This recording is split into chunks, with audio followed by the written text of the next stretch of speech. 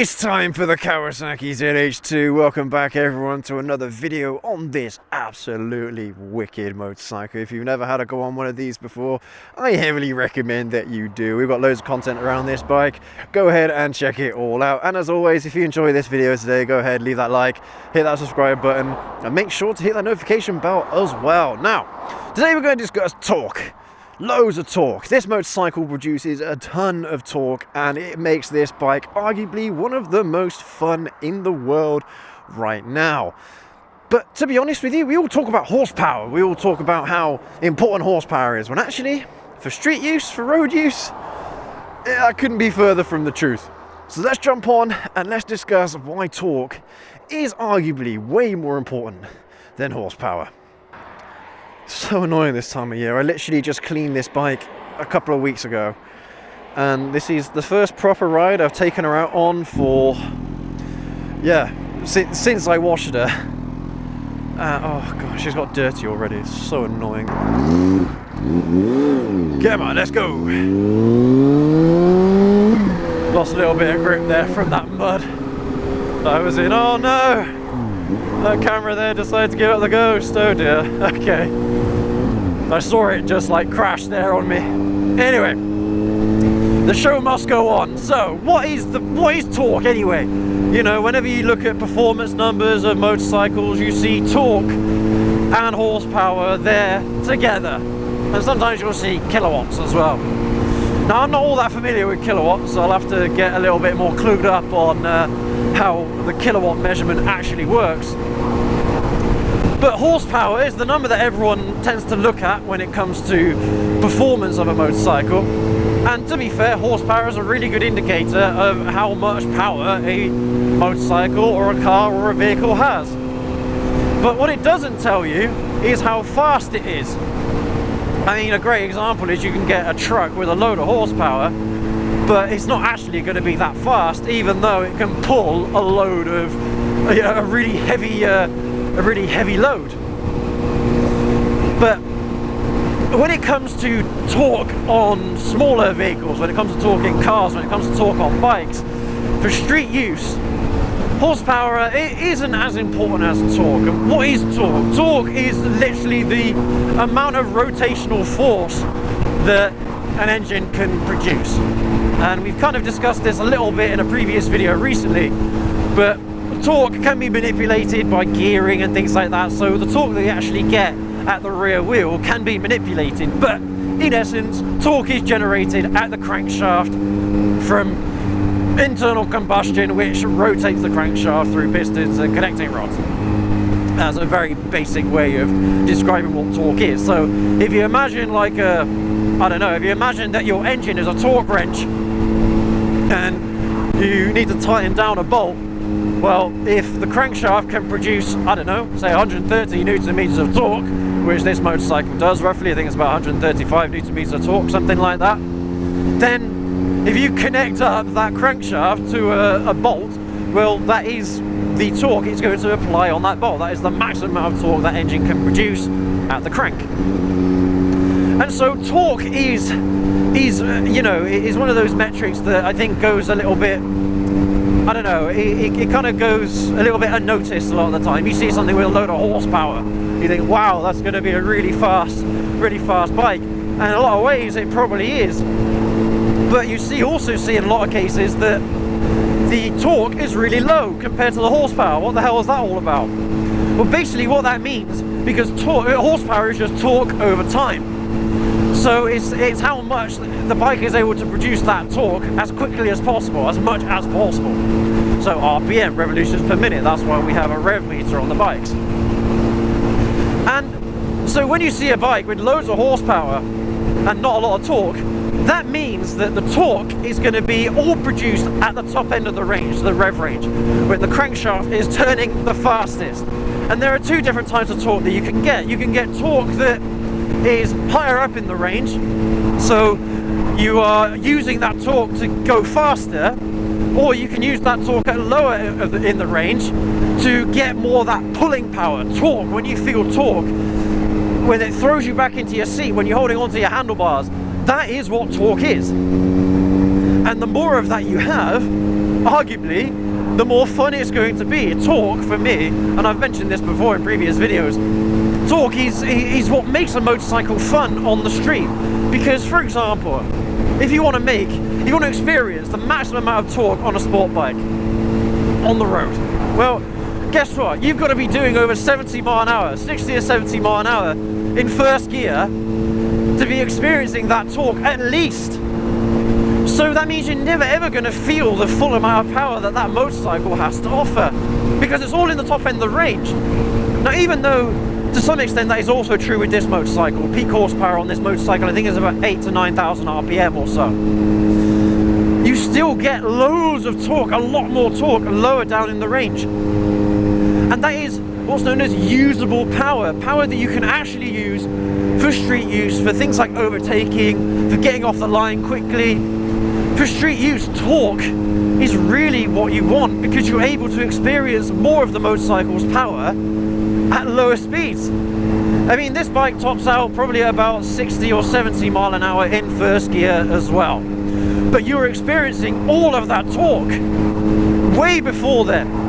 Whereas on a sport bike, something at red lines at 15,000 RPM or so, you know, you've got to be doing at least 60 or 70 mile an hour before you start experiencing anywhere near the peak torque of that bike.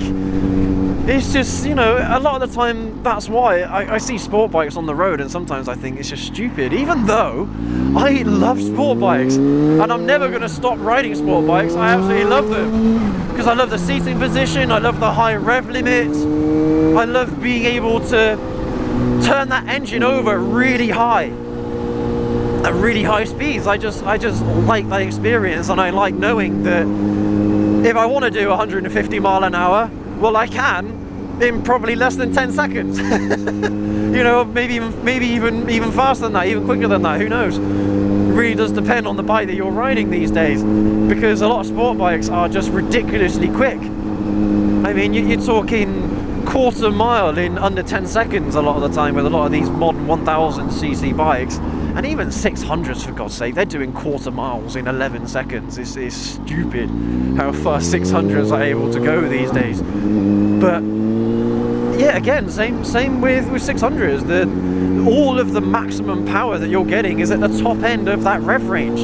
The maximum torque that you're getting is at the top end of that rev range.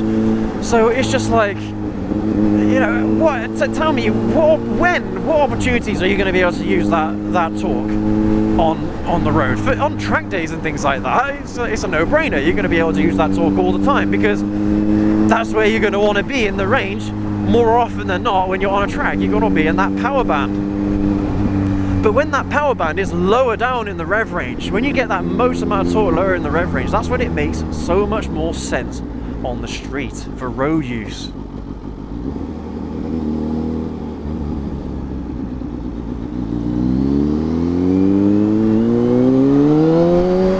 Quite busy today, to be honest. I've shot 3 videos today and I haven't really had much of an opportunity to really let the ZH2 go.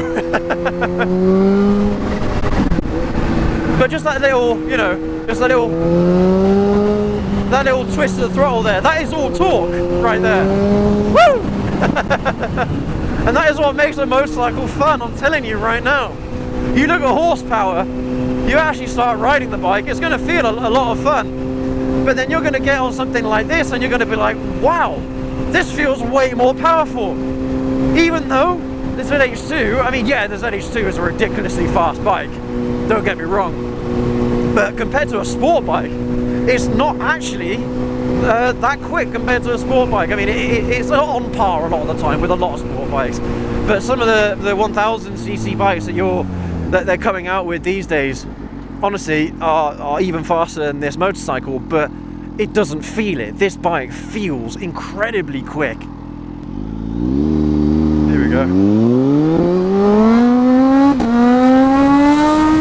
Woo! Damn, that's fun. Yeah, man, this bike, honestly, this bike is buckets of fun. But it's a very similar experience to what you'll get with the vast majority of nakeds out there, because that's what nakeds are for. Nakeds are meant to be the ultimate street bike. That's how they've been designed. So their horsepower, their torque is all about how much you're able to use on the street. And that to me is just the perfect recipe for any street use motorcycle. Yeah. So torque is what you want, alright? If you see a motorcycle and you see that it's got loads of torque, at least compared to the competitors, anyway, if it has, say you get 4 motorcycles, they're all a similar class, but they're all from different manufacturers. You see one that produces more torque than the rest of them, that is probably going to be the one that is going to be the most fun for street use. The one that's got the most horsepower is going to be the best one for track day use. And of course there is a happy medium in between as well. If you want something that is fun on the street but also fun on track, or it's got a little bit more to give on track, then there are those options out there as well. And unfortunately, when it comes to motorcycle performance, it's not just horsepower. You see a lot of people talk about horsepower, but torque comes into it, RPM comes into it, weight comes into it, an awful lot. There's so many metrics to consider when it comes to the performance of motorcycles. And honestly, if you can get a motorcycle that has got torque and horsepower, that is when you're laughing. Bikes like this, 200 horsepower, maximum horsepower, and 134 newton meters of torque. Absolutely wicked. The Tesla 1400, 210 horsepower, maximum horsepower at the crank, 160 odd newton meters of torque. I mean, these bikes are just ridiculous. They'll be great at everything. They're great for top line speed. Horsepower is what you want when you're trying to get fast, like fast top speed. You know, this ZH2 doesn't have the top speed of a lot of modern day sport bikes. I mean, what is it, top out at what, 170 odd, 175, 176, 178 mile an hour, something like that. Which might seem quite pathetic actually these days when you compare it to an equivalent sport bike of a 1000cc class. They could easily get 186 mile an hour, which I think is what the current limit is now on motorcycles, or the vast majority of bikes. That is the top speed on them these days. But of course they could definitely go over that, you know, if you de-restrict them. Same with the ZH2, to be fair. You de-restrict these bikes, you give them a little bit of a flashy flash, and you know, their top speed on a lot of these bikes is going to be well over 200 mile an hour. But because on a sport bike it's producing it's producing the most amount of torque at the top end of the rev range, when you're going faster, that is when you need more of that power to get you going higher up in top speed. That is how you get to those higher top speeds, because when you think about it, the amount of wind resistance that you're going to start getting at 150 mile an hour or so it grows exponentially. So every mile an hour faster that you go is a huge amount that the bike has to overcome every single mile an hour you go up. It increases massively. And so yeah, that is where top end horsepower comes into play. Woo!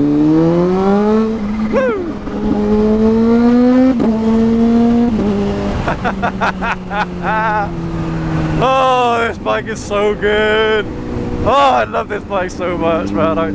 Oh gosh, I can't say enough good things about this bike. But I mean, there's a police car just at the top there with the road, so you got to be careful on bikes like this, man. Yeah, they really do make you giddy, but they you know, you might be pushing your luck a little bit sometimes when it comes to law enforcement. But yeah, I mean, as I kind of mentioned earlier, when you've got a motorcycle that has got a load of top end horsepower and a load of torque in the mid-range, or low to mid-range, that's when you're going to be having the most fun on a motorcycle, and arguably the most fun in a car as well. I always prefer cars that throw you back in your seat when you put the pedal down all the way to the floor. That was a weird little flash of the lights there from the cops. That must mean something. I don't know. Right, here we go. Ah! Woo!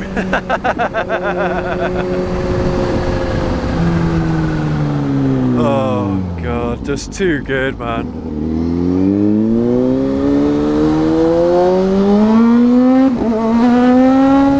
Woo! Oh, I can't get over that. Oh, this bike is so good. Oh, it's so good. Oh, yeah. I can rant and rave about this bike all day, every day, man. It's honestly the best motorcycle I've ever had the pleasure of riding and owning, seriously, and that's saying something.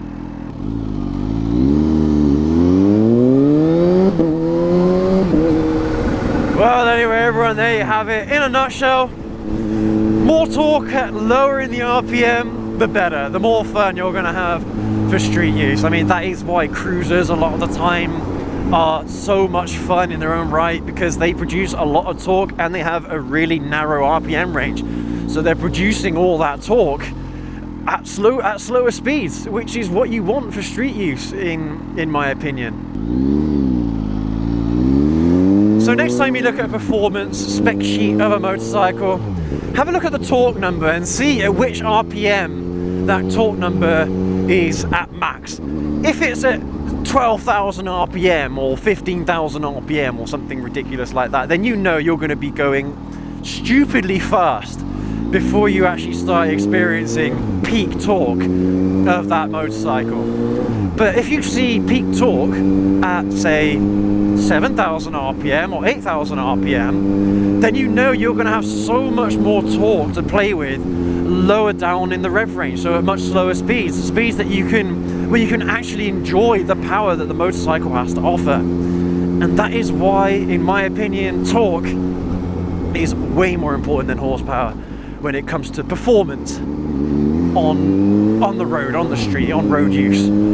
If you're like me and you're almost exclusively a street rider, I've never been on a track day before. I've always wanted to, but there aren't really that many tracks that are local to where we are here. I think the closest one to us is Thruxton, and that is about a couple of hours away. It's, you know, it doesn't really make it all that practical, unfortunately.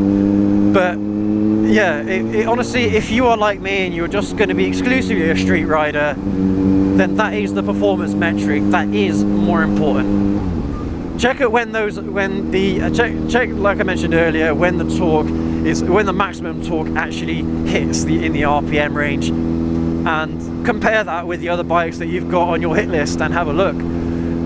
See which one has the most torque at the lowest RPM. The one that has the most torque at the lowest RPM is probably going to be the one that is going to be the most fun. But again, fun is subjective. And like me, you might really enjoy sport bikes, despite the fact that you know that torque is going to be more fun lower down in the rev range. You still love sport bikes anyway. And, you know, that's fine as well. There's absolutely nothing wrong with that. But it's my job to advise people as best I possibly can from the experience that I've had on bikes over the last 17 years. So let me know down in the comment section if you agree, if you disagree, let me know. And yeah, let me know what bikes you would recommend at particular weight classes. That small displacement, medium displacement, high displacement or large displacement. Let me know which bikes are the best in that class, in your experience and in your opinion, because there's loads to choose from. Honestly, we are spoiled for choice at the moment as motorcyclists. It is great because every motorcycle is built for fun, so a lot of the times it doesn't matter what bike you buy, it's going to be fun more often than not. But yeah, there you have it, everyone. Thank you ever so much for joining me on today's ride. I hope you've had a little bit of fun with me. I hope you enjoyed it. As I mentioned earlier, hit that subscribe button, go ahead, leave that like, and hit that notification bell so you don't miss any of our future uploads on the wicked Kawasaki ZH2. Honestly, this bike is so fun. And if you don't believe me, try it out for yourself. Trust me, you will not have an experience like it. It's so good. Whoa! Anyway, thanks again, take care, ride safe, and we will catch you all in the next video. Have a good one.